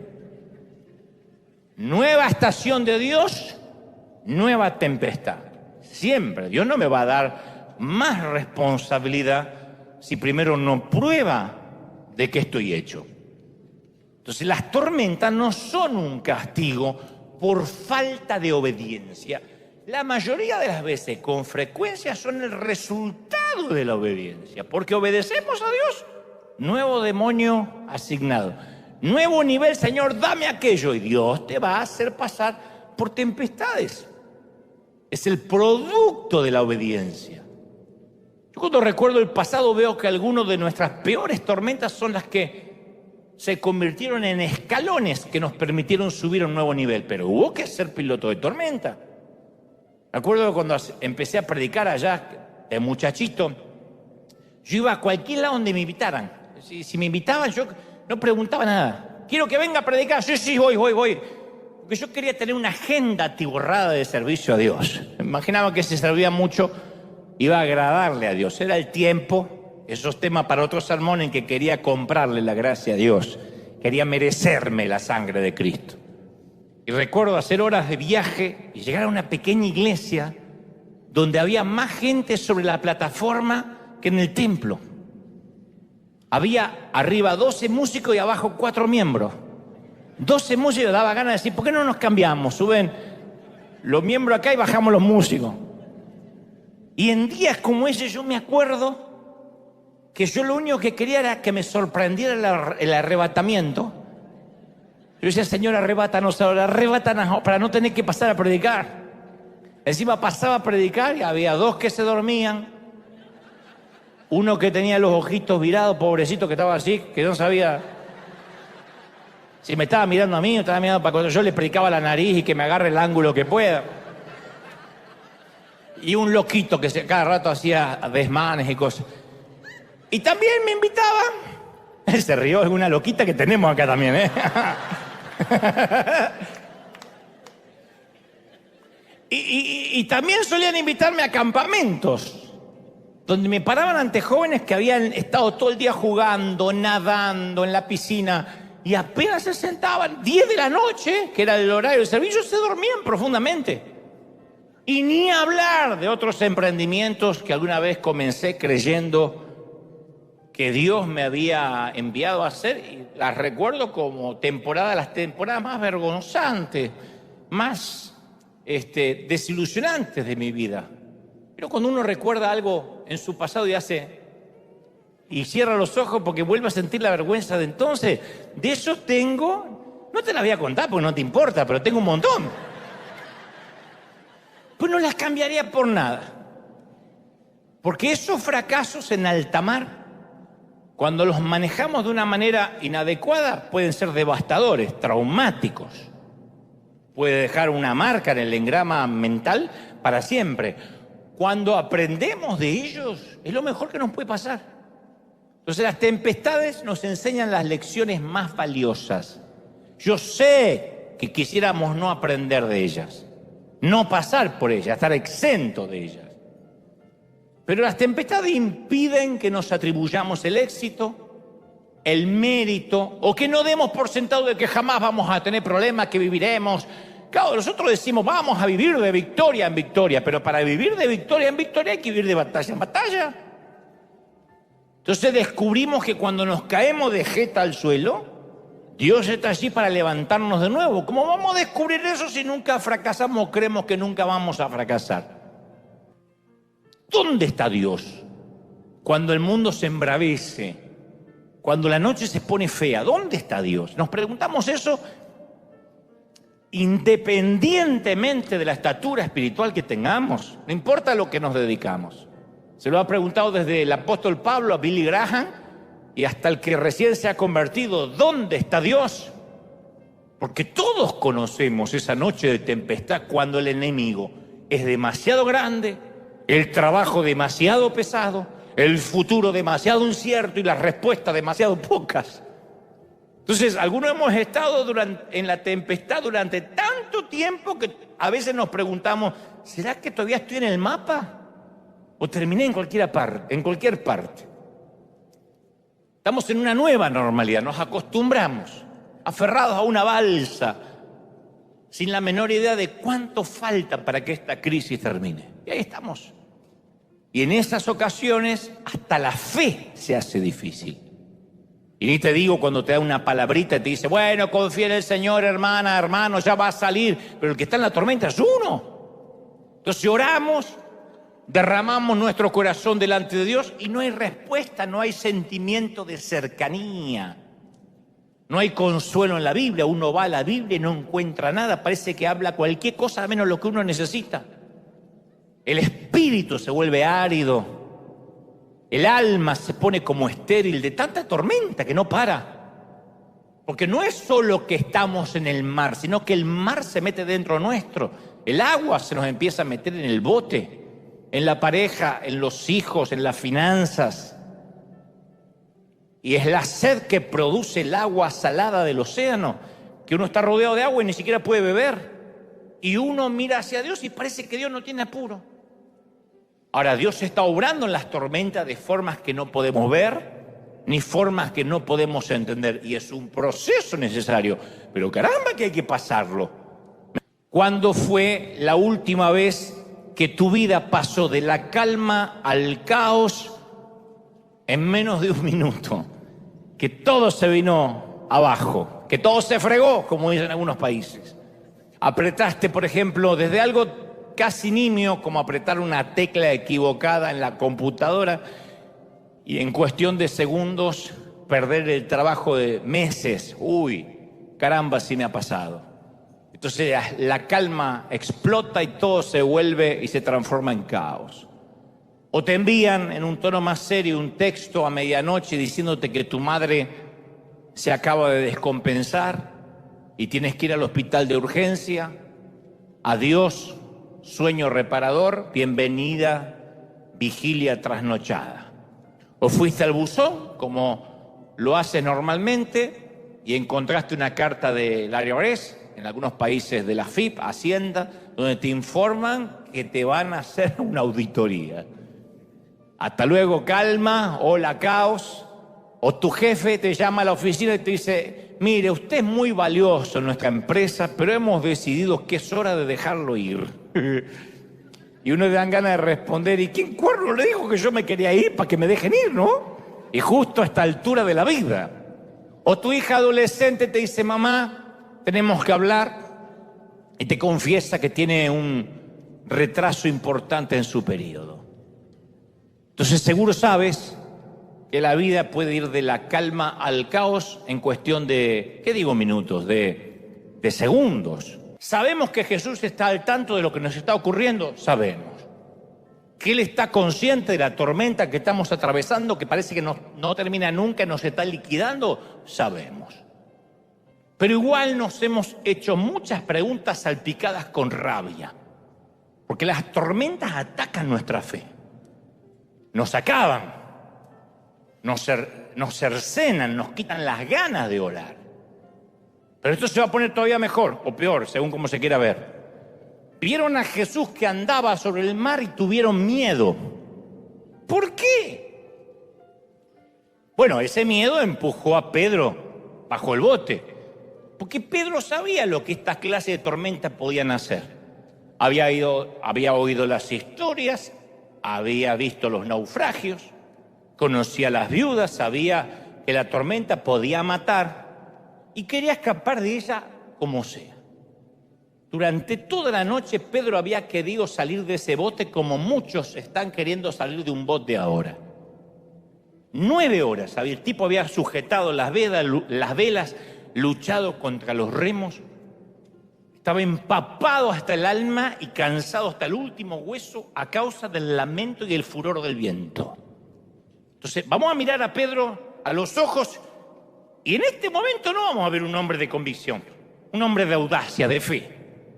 Más adelante en la historia vamos a ser testigos de su devoción en Pentecostés, vamos a notar su fe en las cartas, en las epístolas. Pero esta noche, no esta noche. Esta noche es un hombre con mucho miedo, no un poco, mucho miedo. El miedo sofocante de un hombre que no encuentra salida y sabe que se va a morir. Pero de ese miedo van a hacer un acto de fe. Porque muchas veces la fe es la hija del miedo. Cuando uno tiene mucho miedo, cuando uno ya no puede más, ahí es cuando hace cosas en fe que de otro modo no haría. Yo no hubiese hecho lo que hice si hubiese tenido mucho dinero al comenzar, porque nunca habría tenido la necesidad de usar la fe. Ni siquiera habría orado, diría, ¿cuánto hay en la cuenta? Tanto, hagamos un evento gigantesco para jóvenes, porque total, la plata está. Habría hasta dudado si Dios me había mandado. Pero el miedo a no saber cómo voy a pararme, qué voy a decir, cómo voy a pagar, eso hace que surja la fe. Si no fuera por esa noche de tempestad, no habrías conocido tu propia fe. No habrías sabido cuánto eras capaz de resistir. ¿Cómo sabe que eres resiliente? ¿Cómo es que soporta? ¿Por qué eres como el junco que se dobla y se vuelve a poner en pie? Porque sabes que has soportado el viento. Entonces razonemos esto. Si Pedro hubiera visto a Jesús caminando sobre aguas tranquilas en un día de calma, ¿habría pedido caminar sobre el agua? Jesús aparece en la calma de la tarde. Señor, ¿me dejas caminar? No lo haría. Obvio que no. ¿Para qué hubiese querido salir de la barca? Si el lago hubiese sido una suave alfombra y un viaje placentero, ¿de verdad pensamos que Pedro pediría un paseo nocturno sobre las aguas? Pero pongamos a un hombre ante la disyuntiva entre una muerte segura y una muerte probable, y siempre va a optar por la probable, siempre. En la misma desesperación de las víctimas del 9/11, en el atentado a las Torres, cuando veíamos que ante el calor de las llamas se tiraban al vacío. Y uno dice, ¿por qué se tiraban al vacío? Porque en su mente, dicen quienes estudiaron ese fenómeno, la gente pensó, aquí es una muerte segura, al vacío no sé qué haya abajo, quizás sobreviva. Entre la muerte segura y la probable, siempre la probable es mejor. Y los grandes actos de fe que has vivido nunca nacieron de un momento de calma. Los grandes pasos de fe que has tomado siempre fueron del momento que estuviste lleno de temor, desesperado y estabas entre la espada y la pared. ¿Es así o no es así? Cuando no sabías qué hacer. ¿Cómo supiste que hacer lo que una mamá tiene que hacer cuando tu hijo empezó a volar en fiebre o empezó a convulsionar? Estoy hablando hasta de tiempos en que no podías googlear, porque ahora podemos googlear, convulsionar, se le ponen los ojos como el padre, ¿qué hago? Pero antes, ¿de dónde sacabas ese instinto, esa fuerza? Eso que dicen, hasta hay casos de madres que han levantado literalmente un camión o un auto para sacar a su hijo debajo de las ruedas y no se explican de dónde salió esa fuerza. ¿Cómo hubiese sabido que tenía esa clase de reacción si no hubiese estado bajo crisis? Los avivamientos siempre surgieron en una iglesia que no tiene opciones. En una iglesia amenazada, perseguida. Entonces, en todo acto de fe siempre primero hay una semilla de miedo. La fe siempre es la hija del miedo. El miedo siempre produce fe, si es que es canalizado correctamente. Te puede paralizar o te puede bajar de la barca. Cada vez que yo veo la biografía de los hombres valerosos, comenzaron con capítulos de miedo sincero. Entonces la fe comienza cuando vemos a Dios que está orando en el monte y nosotros estamos en el valle, demasiado mojados y débiles como para subir a ese monte. Pedro había hecho el máximo esfuerzo. Yo estoy hablando hoy para aquellos que dicen, Señor, ya hice todo lo que se supone que podía hacer, no tengo más fuerzas. Estoy hablando de aquellos que no necesitan ahora una oración para más fuerza, necesitan un milagro. ¿Necesitas un milagro, sí o no? Hay gente que dice, yo no quiero más que ores por fuerza. Muchos de nosotros hoy no necesitamos más fuerza, necesitamos un milagro. Y Pedro estaba consciente de dos cosas, que se estaba hundiendo y que Jesús estaba a flote. Entonces estaba muy, muy convencido de qué lado quería estar. Miró acá y los muchachos estaban hundiendo y este está a flote. Y entonces dice, Señor, si eres tú, manda que vaya a caminar sobre las aguas. Lo que quería era salir de ahí, sacarme de acá como sea. No está probando a Jesús, está suplicando. Porque dar un paso sobre ese mar embravecido no es cuestión de lógica, es un acto de desesperación. A veces hacemos cosas que no sabíamos que éramos capaces de hacer. Y al principio Pedro se sostiene del borde del bote que no deja de moverse, saca una pierna, saca la otra, da varios pasitos, como si hubiese un arrecife invisible que lo sostiene debajo de él. ¿Qué es la fe? Es una zambullida desesperada. Dejar el bote de los esfuerzos, de las obras y confiar en la gracia del Señor que va a permitir que nos mantengamos a flote si es su perfecta voluntad. Decir, Señor, yo me entrego. Si me hundo, que me hunda. Es ese último acto de valentía. Oímos la voz, damos el paso, abandonamos el Titanic, dejamos el fariseísmo y nos tomamos de la gracia sólida de Dios.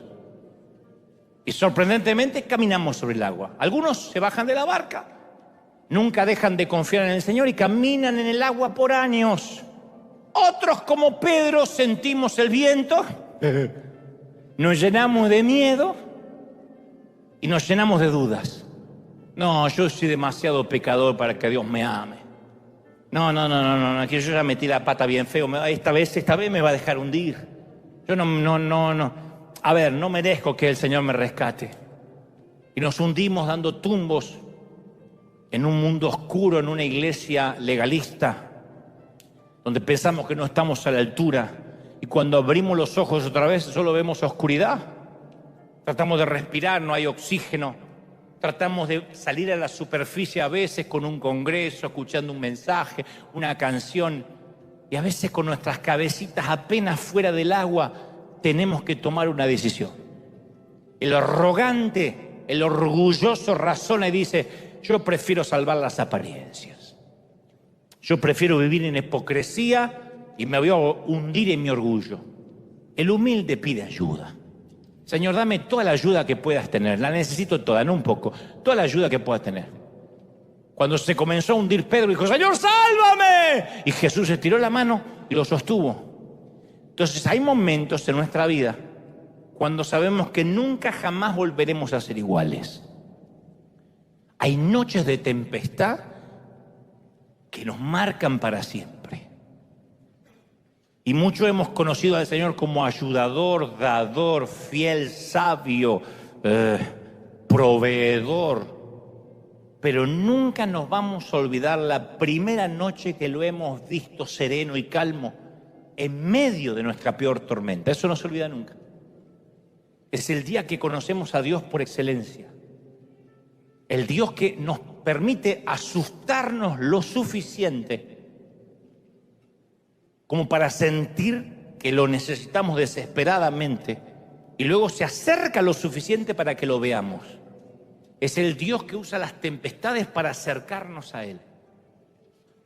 A veces, lamentablemente, necesitamos un temporal para confiar en Él. Qué pena, pero así somos. No sé cuántas fueron tus desviaciones, cuántas tormentas tuviste, tampoco sé cuáles son los retrasos por los que has pasado. Y tal vez tu vida esté dando unos giros inesperados que no tenías planificado a esta altura de la vida. Tal vez sientas que tus sueños están en stand-by, congelados. La vida no transcurrió de acuerdo a tu plan. Y yo puedo sentir hoy tu frustración.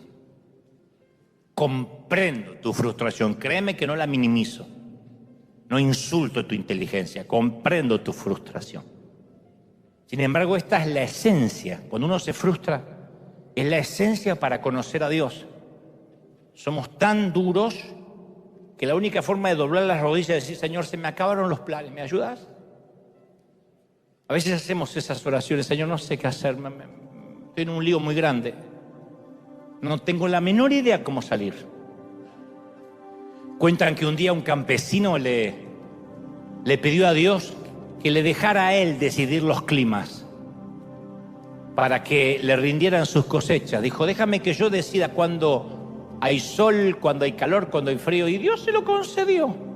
Entonces, cuando quería el campesino lluvia ligera, llovía. Cuando pedía sol, brillaba en su esplendor. Necesitaba más agua, hacía llover un poquito más. Y cuando llega el tiempo de la cosecha, grande fue su sorpresa y estupor al ver que la cosecha fue un fracaso. Desconcertado y molesto le pregunta a Dios: ¿qué hice mal en los climas? Si yo puse lo que creía conveniente, ¿qué hice mal para que la cosecha no rindiera? Y Dios le dijo: tú pediste lo que quisiste, pero no lo que de verdad le convenía a tu siembra. No pediste tormentas, y son muy necesarias para limpiar la siembra, ahuyentar las aves, los animales que consumen, purificarla de plagas que destruyen. Se te olvidó pedir tormentas. Y yo creo que eso es lo que nosotros nos vivimos olvidando a lo largo de toda una vida. Se nos olvida pedir tormentas. Afortunadamente vienen sin que las pidamos. Lo bueno es que Dios no espera que se las pidamos. Y yo sé que estás en una noche de tempestad y el clima destemplado se asoma por los 4 puntos cardinales. Y esto se concentra en tu pequeño bote. estás viviendo una serie de eventos desafortunados desde hace meses y ya es parte de tu nueva normalidad, que es pilotear tormentas. Les hablo, y este mensaje va para los que están en casa, que se levantan mojados y se acuestan más empapados aún. Y te acostumbraste a irte a la cama exhausto. Y tu mente nunca para.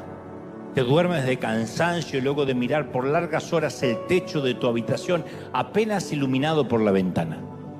El Salmo 46 dice: Dios es nuestro refugio y nuestra fuerza, y siempre está dispuesto a ayudarnos en tiempos de dificultad.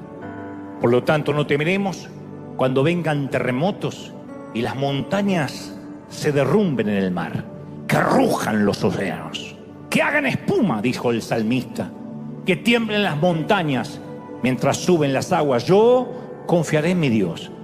Y como piloto de varias tormentas vividas, voy a darte un consejo que siempre me resultó: aférrate lo más fuerte al mástil, al primer mástil que encuentres a bordo, y resiste. Mantente vivo, mantente respirando, y tarde o temprano el maestro vendrá. El Señor aparecerá cuando tenga que aparecer. Él no va a permitir que te hundas, solo te está dando una gran historia para contarle a tus nietos. Ten mucha paz. Te doy mi palabra como capitán de tempestades que, como tantas otras veces, vamos a salir juntos de esta. Vamos a salir en paz, nos va a ir bien. Yo dije, voy a ser el mejor líder, el mejor piloto de tormenta que pueda ser en cada una de las tempestades que me toque pasar. No me queda otra.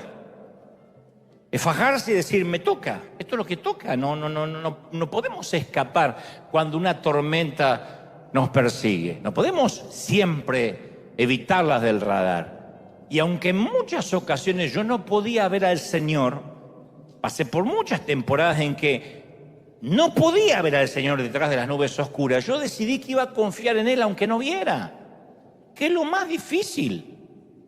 Seguimos siendo muy sensoriales, sensitivos, sensuales, queremos sentir. Todavía hay frases como, no sentí la presencia de Dios. ¿Quién dijo?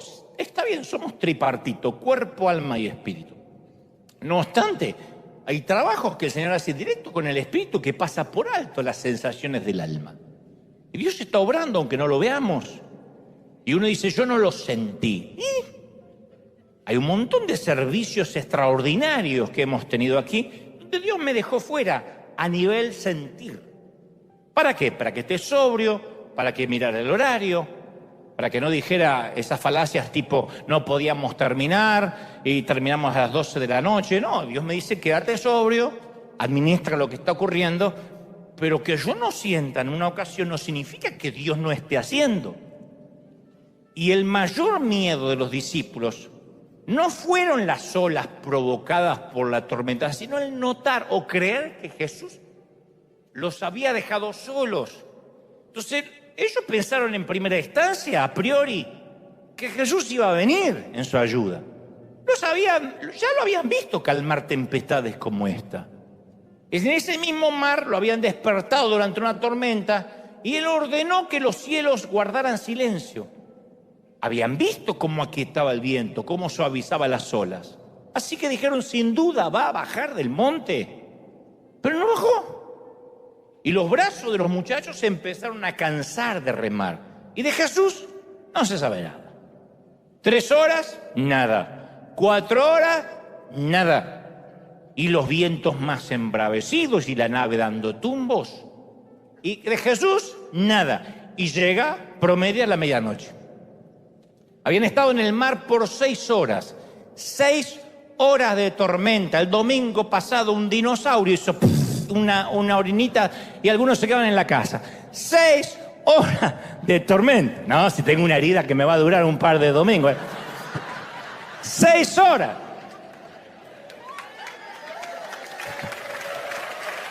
Yo vine. No sé dónde estaban. Yo estaba acá. En la misma California.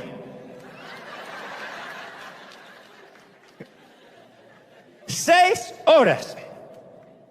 Y todo ese tiempo luchando contra la tempestad y tratando de ver si llegaba el maestro. Hasta aquí la tormenta va ganando. Y el maestro no aparece por ninguna parte y dice, alimenta a 5.000 extraños. Porque antes de eso ocurrió el milagro de la multiplicación de los peces y los panes. Entonces dice, alimenta a 5.000 extraños y deja que nosotros nos muramos en alta mar. Y el Evangelio de Marco agrega unos comentarios que no son menores. Ustedes dicen, ¿y por qué los dejó solos en la tormenta? Ahora vas a saber. Son comentarios muy interesantes, que a algunos se les pasa por alto, no sé por qué. Dice, estaban en medio de la tempestad y no habían entendido lo de los panes, por cuanto habían endurecido sus corazones. ¿Qué había que entender de los panes? Para los que no tienen idea, Jesús está predicando a una multitud de 5.000 hombres, sin contar mujeres y niños, se presume 15.000 gentes, 15.000 personas.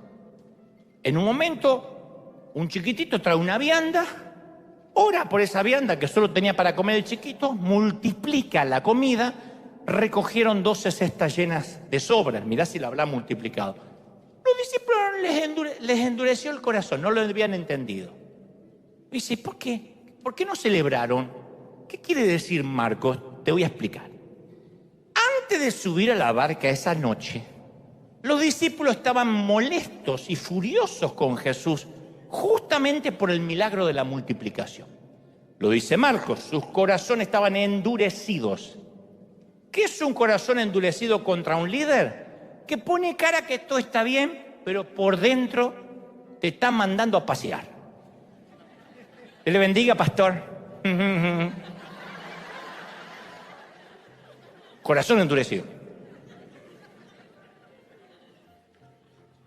Está la multitud ahí, el gentío, antes de la tormenta, y vienen los discípulos y dice, Jesús, creo que es hora de despedir a la gente. Que cada uno se las arregle como pueda, vaya a buscar un lugar donde comer. Claro, en ese entonces, cuando los discípulos hacen este pedido, ya eran el círculo íntimo de Jesús. Estos tipos habían probado el estrellato, eran celebrities, se creían importantes, ellos habían reunido multitudes, ellos no. De alguna forma se sentían que las luces también eran para ellos, que algún reflector los tocaba, los veía. La gente seguramente les pedía autógrafos. Peter, ¿me firmas? Y Pedro firmaba. Eran los músicos de Luis Miguel. Así que luego que Jesús termina de predicar, dice, yo creo que Pedro dice, hey, master, ¿por qué no despides rápido a la chusma? Y tengamos una cena tranquila entre nosotros, el equipo íntimo, Pedimos unos sushi, sashimi, no sabe lo que es, para 13, nada más. Pedí sashimi para 13, para los muchachos, tú, y nos reunimos y hablamos. Jesús dijo, no, señor, denle ustedes de comer a toda esta gente. No se olviden que están aquí para servirlos a ellos. Y los tipos, con cara de estreñimiento de vientre, con el ceño fruncido, sirven los panes y los peces que el Señor multiplicó. Les importa un cuerno el milagro de multiplicación. Les dolió el orgullo que ellos, las celebridades, los apóstoles, los líderes, tenían que servir la comida, ¿de verdad? Y no sé si sabés lo que significa servir comida a una multitud de 15.000 personas hambrientos y de mal humor. El hambre siempre te pone de mal humor. Hacer fila cuando son 15.000 para comer. 15.000 comensales. Y para entender el enojo de los discípulos, voy a ser un poco el abogado del diablo. Porque usted dice, pero qué gente irascible, ¿cómo pueden no disfrutar semejante y tamaño milagro? Para ponerme del lado un poquito de los discípulos, hay que quitarle primero el vitral místico, el vitral religioso, la experiencia, y te lo voy a poner blanco sobre negro. Por experiencia propia, esto yo lo he vivido en campamentos, en congresos, se vive aquí en el café, en cualquier sitio donde la gente va a comer o a tomar algo. No importa que le des algo gratis a la gente, siempre van a reclamar y quejarse. Y no me miren así, porque todos somos gente. No es que estamos hablando lo de Neptuno. Somos gente. No importa, lo voy a poner así, que nos den las cosas gratis. Siempre nos vamos a quejar. Así que me imagino, perdón, yo no pedí pescado, Juan, John, no pedí pescado. Yo soy vegano, no como nada que tenga ojos, perdón. ¿Habrá brócoli? Otro, me dieron surubí, a mí no me gusta. No hay tilapia o tubina, yo como pescado blanco. Por favor, ¿tilapia no hay? Otro, yo prefiero salmón. ¿Y este pan no es gluten free?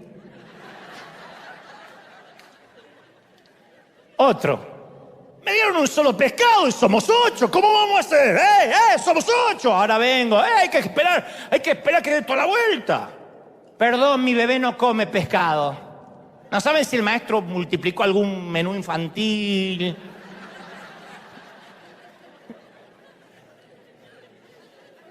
¿No hay cajitas felices, algo, nuggets? Está bien, el nene te come el pescado, pero en nuggets. Otro, todo muy lindo, pero para beber no reparten nada. A nadie se le ocurrió multiplicar Coca-Cola. ¿Ensalada no hay? ¿Purecito de calabaza para acompañar? ¿O hay que tragarse el pescado solo? Pan integral, ¿no hay pan integral? Yo no te como otro tipo de pan. El gordo así, pero él te come pan integral.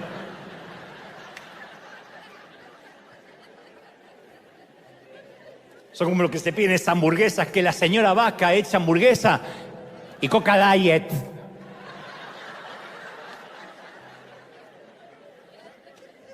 Pedro! Hace media hora que pedí mi pescado y todavía estoy esperando a que me sirvan. ¡Qué servicio pésimo! ¡Santiago! ¡Hay que comer con la mano! ¡No multiplicó tenedores y cuchillos! ¡Descartable, aunque sea! Eso es antihigiénico. Perdón, me tocó un pescado con espinas. ¿No me lo podrían cambiar? Ahora entendemos por qué se subieron a la barca con el corazón endurecido. No es fácil la gente. Nosotros le demos de un versículo al otro y le dieron de comer a 15.000 gente. Es gente. Y esta con el corazón endurecido no entendieron. ¿Por qué no los mandaron a estos parásitos a que se compraran su propia comida encima con reclamo? Porque la gente es así. La gente reclama. Es gratis, te lo reclama. Y ahora están en el bote, son las 1 de la madrugada y Jesús no aparece. Pedro, Andrés, Santiago, Juan han visto tempestades como esta. Caramba, son pescadores, son marineros, su vida es el mar. Han visto las embarcaciones destrozadas en la playa después de una tormenta, han estado en funerales, han acompañado a las viudas de los marineros. Saben mejor que nadie que esta bien podría ser la última noche. ¿Por qué no viene Jesús? Y finalmente lo ven. Dice, a la 4ª vigilia de la noche, esto es entre las 3 y las 6 de la madrugada. Promedio, pongamos 4:30. Jesús vino a ellos andando sobre el mar. Jesús vino. Finalmente vino.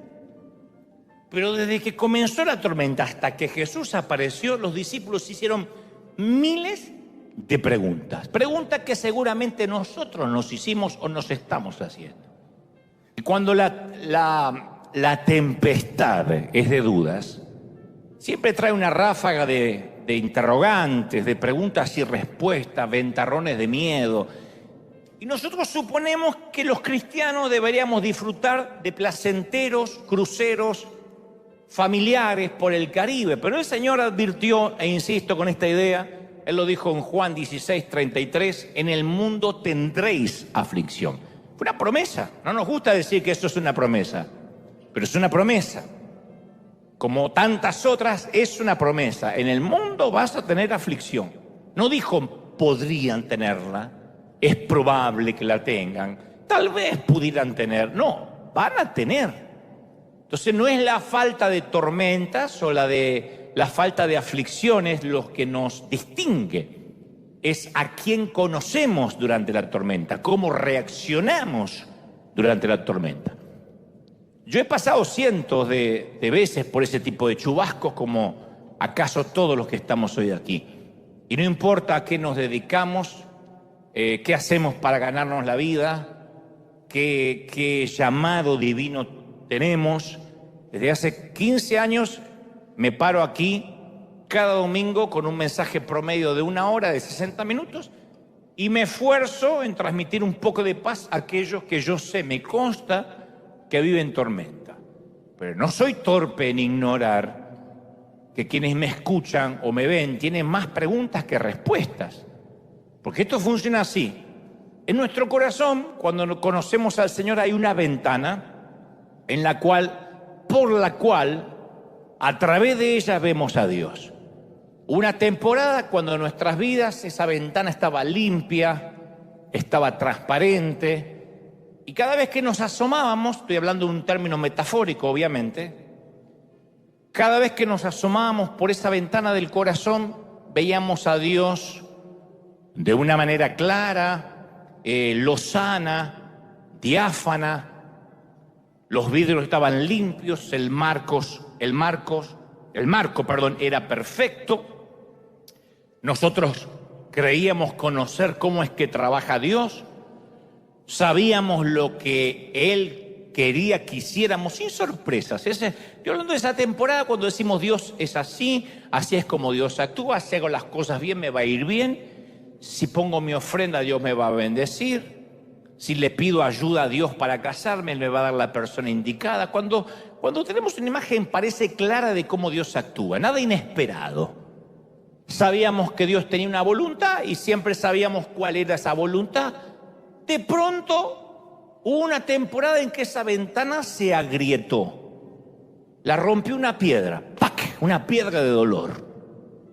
Es posible que nos lanzaran la piedra cuando éramos apenas un niño y papá se fue de casa para siempre. O quizá nuestro corazón recibió el impacto en la adolescencia y se nos rompió algo. O ya éramos adultos cuando la ventana se hizo trizas.